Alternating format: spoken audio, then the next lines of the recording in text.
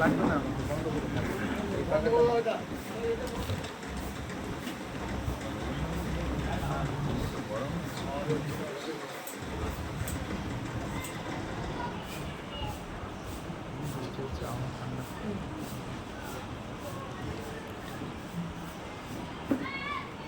সম্মানিত ভাই ও বাবাজিরা, রাস্তায় যারা সময় নষ্ট করছেন, আমি সকলকে মাহফিলের মধ্যে আসার জন্য অনুরোধ করছি।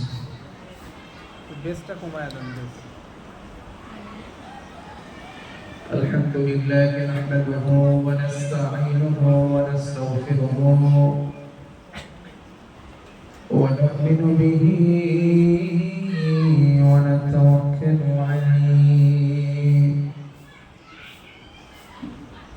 ওয়া না'উযু বিল্লাহি মিন শুরুরি আনফুসিনা ওয়া মিন sayyi'ati a'malina.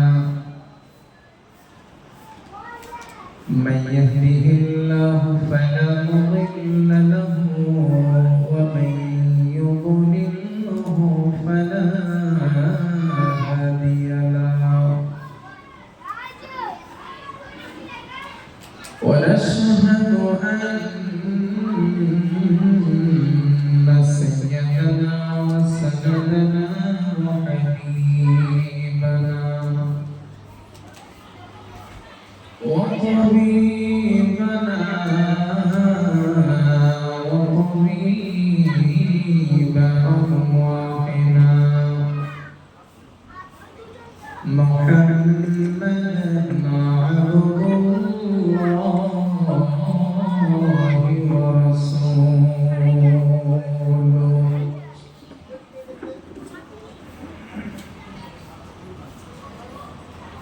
هو الذي لا ضد له ولا ند له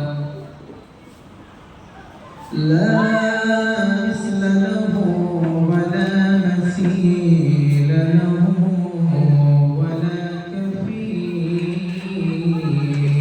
له أحدا صمدا لم يلد ولم يولد ولم يكن له كفوا أحد. أما بعد فقد قال الله تعالى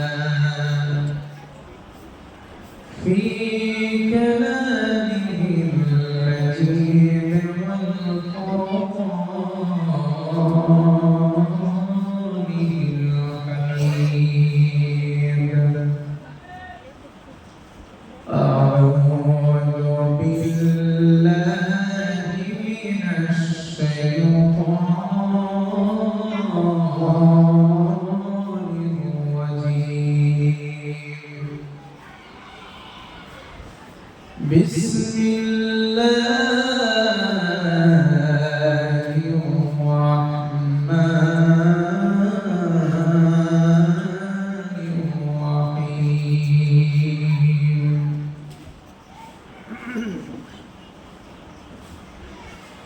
تأمرون بالمعروف وتنهون عن المنكر وتؤمنون بالله. وقال تعالى في موضع آخر أعوذ بالله من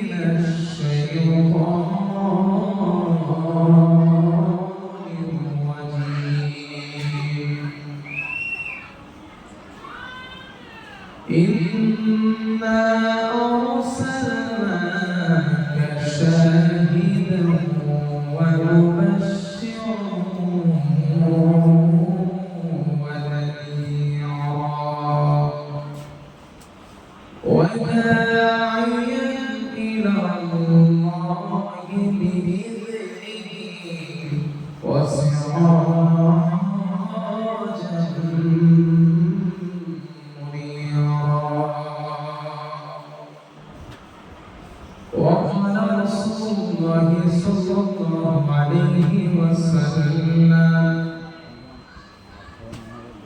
مثلي ومثلكم كمثل رجل أوقد نارا أو كما قال عليه الصلاة والسلام. وقال تعالى في شأن حبيبه إن الله وملائكته يصلون على النبي يا أيها الذين آمنوا صلوا عليه وسلموا تسليما. صل على سيدنا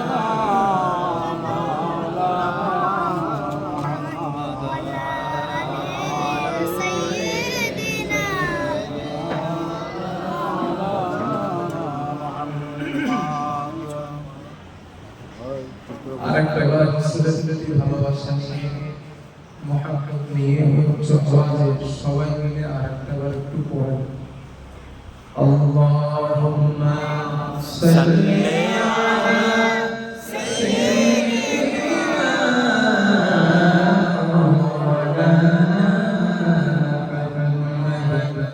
ওয়া আলা আলিহি সাইয়্যিদিনা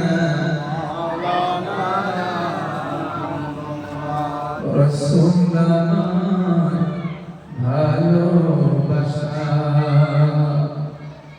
রসুল্লাহ আলোর আশা রসুল্লাহ প্রেমের রঙে মূল আলোচনা রসুল্লাহ ভালোবাসা রসুল্লাহ আলোর আশা রসুল্লাহ কাজে কর্মে অনুপ্রেরণা বদল আলা বিকামালিহি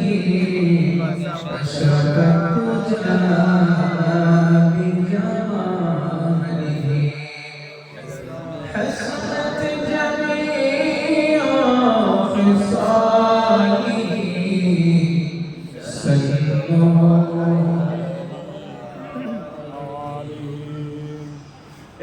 तेरी नाराज थी कि दोनों कदम तक पहुंचा तेरा नाराज था कि दोनों कदम तक पहुंचा और मेरी नाराज है कमे तेरे कदम तक पहुंचा बदल आला बिकमालिही अशरफत जाला बिजमालिही हसनत जमीअ खिसालिही सल्लल्लाहु अलैहि আলহামদুলিল্লাহ। আজ জলসার সম্মানিত নির্ধারিত শিক্ষিত সুবর্ণ সভাপতি সাহেব, সামনে বসে থাকা এই গ্রামের ইসলাম দরদি কোরআন প্রেমিক আল্লাহ ও রাসূল প্রেমিক আমার আব্বা যারা যুবক ভাইরা, পার্শ্বস্থ গ্রাম থেকে আগত সম্মানীয় অতিথি সকলকে ছাড়াও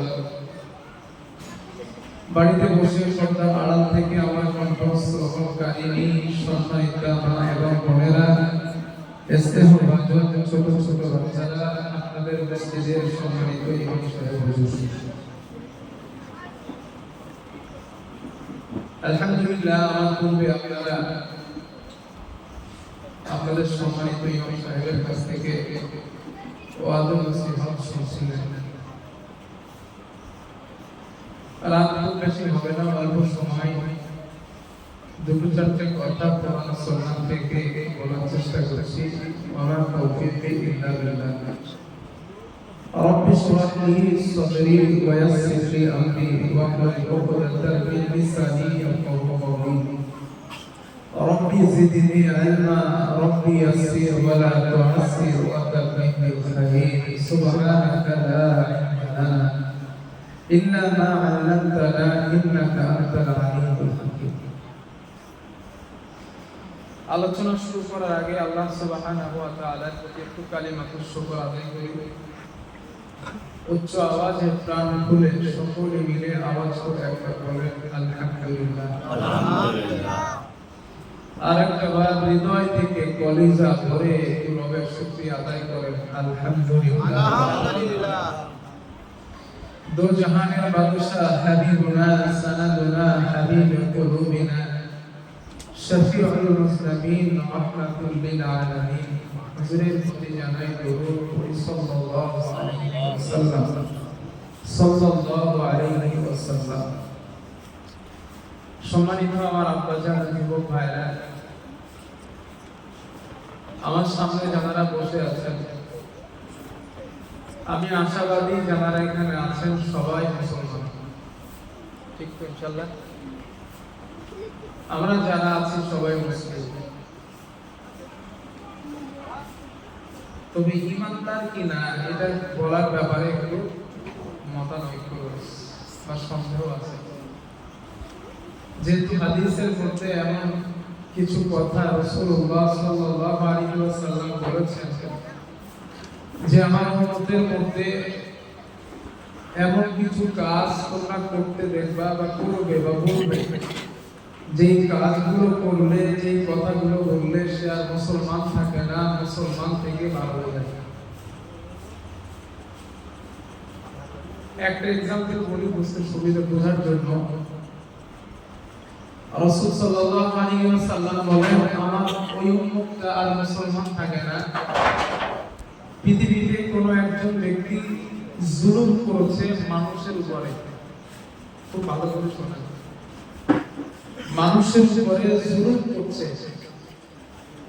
এখন এই জুলুম করা ব্যক্তিকে কোন মুসলমান সহযোগিতা করেছে, নবীজি বলেন ও আর মুসলমান থাকে না, সে মুসলমান থেকে খারিজ হয়ে যায়, বার হয়ে যায়। একটা এক্সাম্পল দেই, যারা রাজনীতি করেন কষ্ট পাবেন না, সবাই কিন্তু সমান না। কেউ করেন টিএমসি, কেউ করেন বিজেপি, কেউ করেন সিপিএম, কেউ করেন আইএসএফ, কেউ করেন কংগ্রেস। যিনি যে পার্টি করেন তিনি চান সেই পার্টিতে থেকেই ক্ষমতায় আসেন, কিন্তু আমি টিএমসি করি, আমি চাইবো আমি টিএমসি দিয়ে ক্ষমতায় আসি। আমি বিজেপি করি, আমি চাইবো আমি বিজেপি নিয়ে ক্ষমতায় আসি। এই ক্ষমতায় আসার জন্য আমাকে যেটা করার দরকার আমি সেটা করব। এতে যদি মানুষকে মারতে হয় মারব, মানুষকে মানুষের উপরে জুলুম করতে হয় করব। আর এটা আমাদের কাছে নতুন কিছু না, এটা পুরাতন একটা বিষয়। আপনারা আজ দেখেন পৃথিবীতে জুলুম হচ্ছে যত প্রকার, এর মধ্যে সবথেকে জুলুম মানুষের উপরে বেশি করছে রাজনৈতিক নেতারা।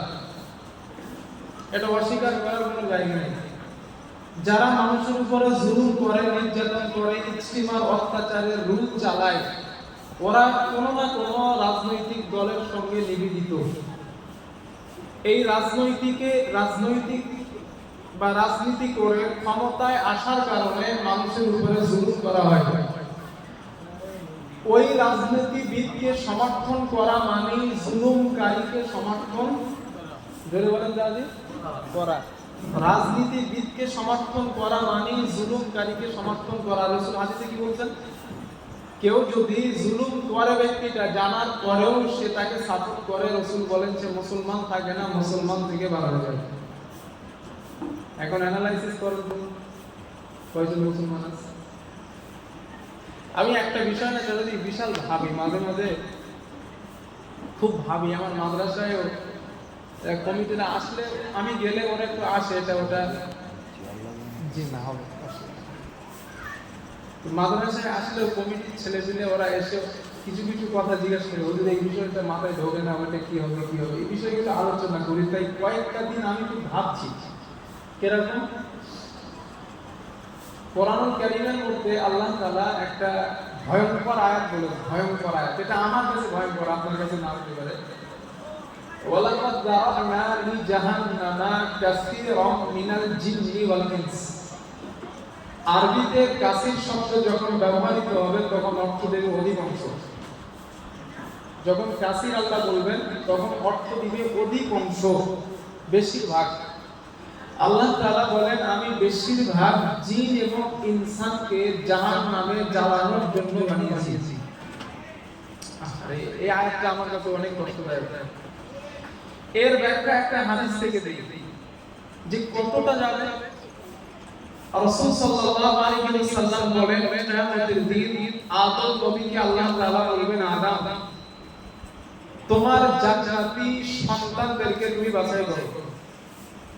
তখন আদম আলাইহিস সালাম আল্লাহকে বলবেন আল্লাহ আমার জান্নাতি সন্তান কারা? হাসরের কোটি কোটি মানুষ কারা?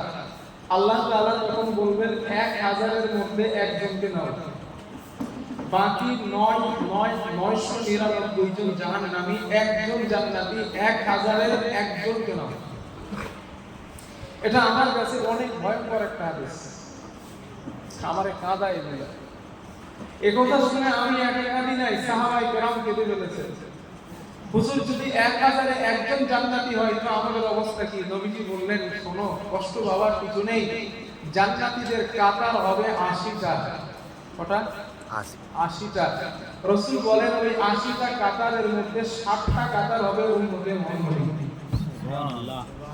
এই হাদিসের পরের অংশে আছে, তো এইটা পড়ার পরে মনে একটু আশা জাগলো। কিন্তু প্রশ্ন আমার এই জায়গায় যে আল্লাহ তাআলা বলেছেন অধিকাংশ জিন আর ইনসানকে আমি জাহান্নামে জ্বালানোর জন্য বানিয়েছি। এখন আল্লাহ কাসির দিয়েছেন মানে অধিকাংশ যাবে। এখন অ্যানালাইসিস করেন এই জায়গাটা। বর্তমান পৃথিবীতে 950 কোটির মতো মানুষ কম বেশি হবে, তবে সরকারের তথ্য দেওয়া যেটা সেটা থেকে বলছি 950 কোটির মতো মানুষ। এই 950 কোটির মধ্যে 200 কোটি মুসলমান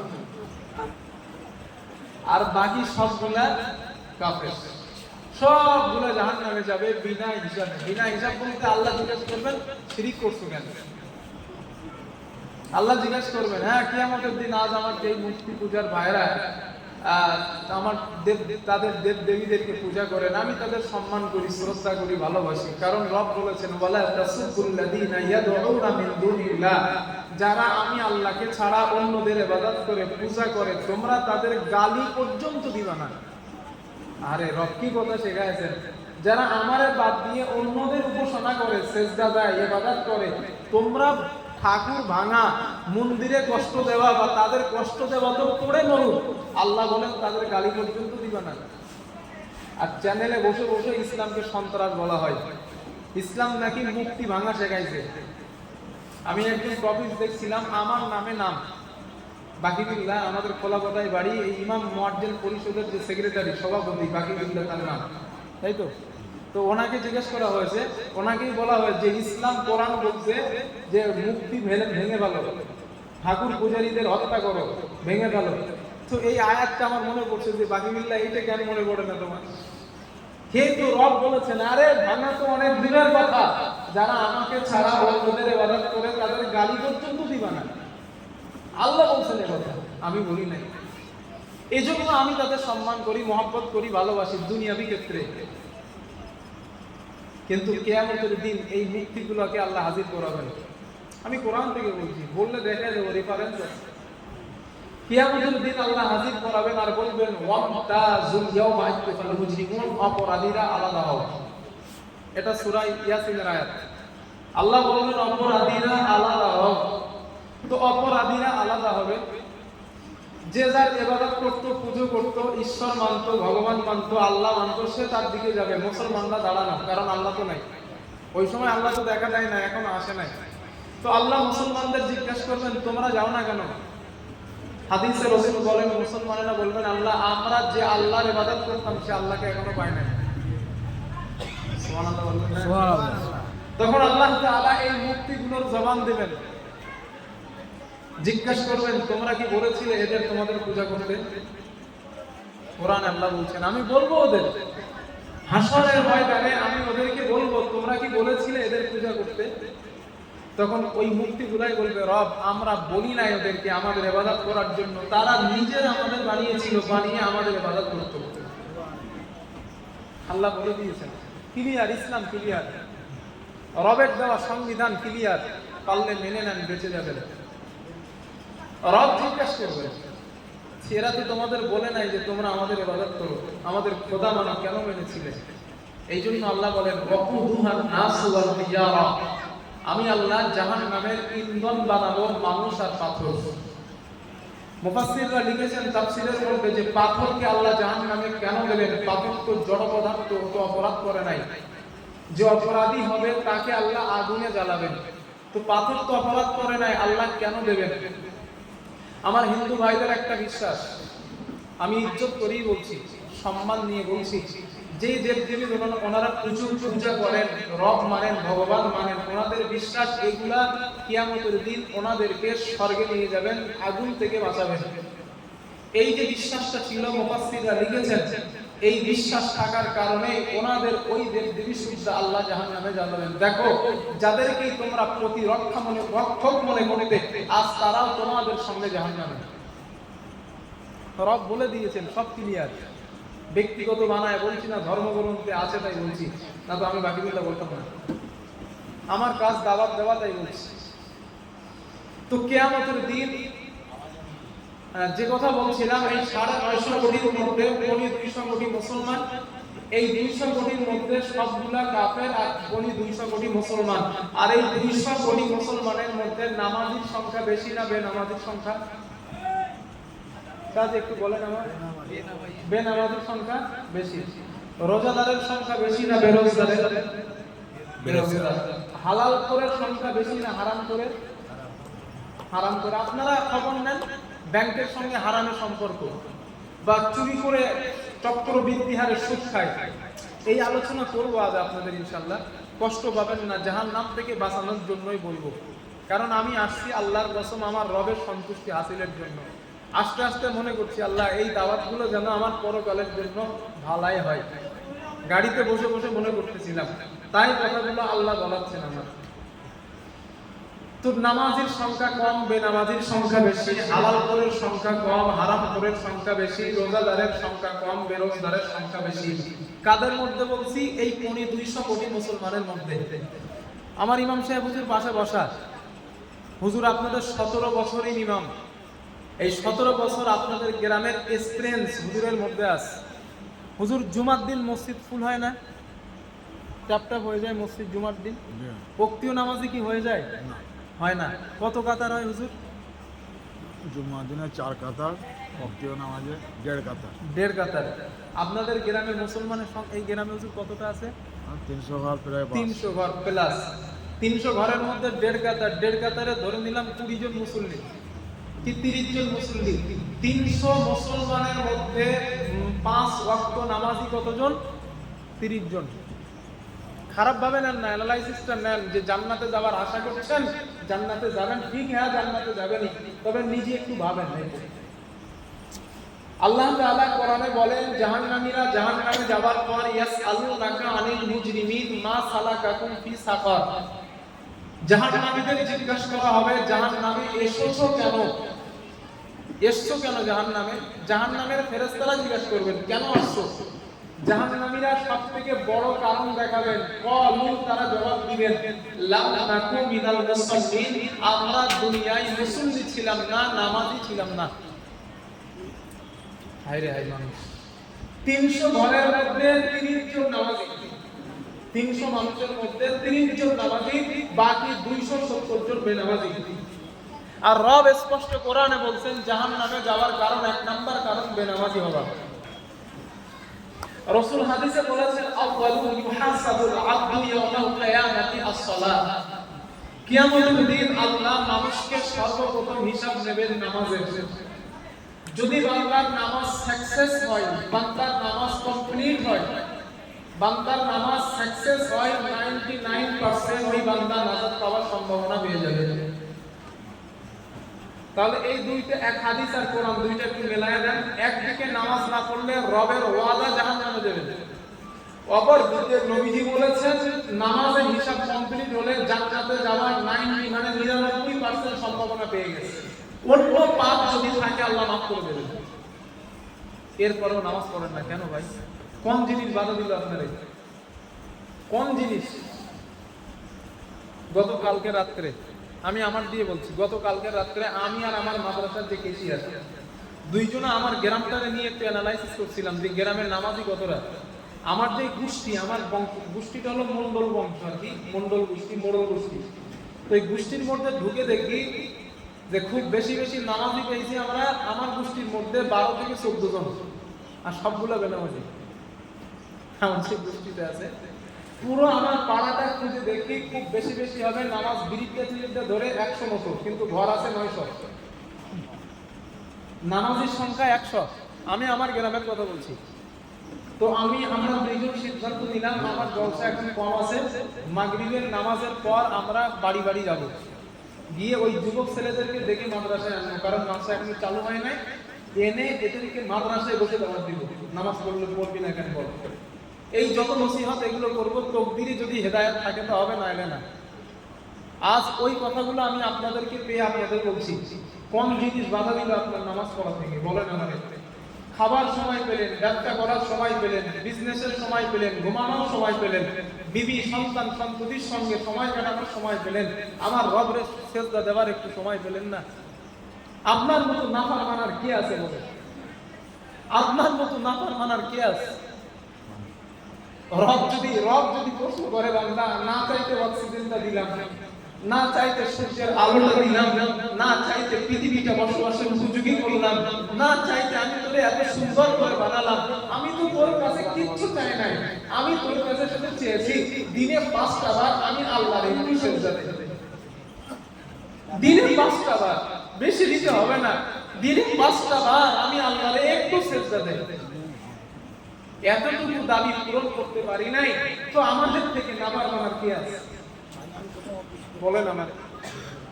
বলেন আমারে ভাই, নাফরমান কে আছে? এরপরেও দাবি করি কি আমরা মুসলমান জান্নাতে যাব। মরে গেছেন বেনামাজি, হুজুরকে নিয়ে মসজিদের হুজুর ইমাম সাহেব হুজুরকে নিয়ে কবরের পাশে দাঁড়ায় জিয়ারত করাইতেছেন। হুজুর জিয়ারত করেন, আব্বা মারা গেছে, সারা জীবন নামাজ পড়েনি, বৃদ্ধ বয়সে এসে জুমার নামাজটা ধরছে।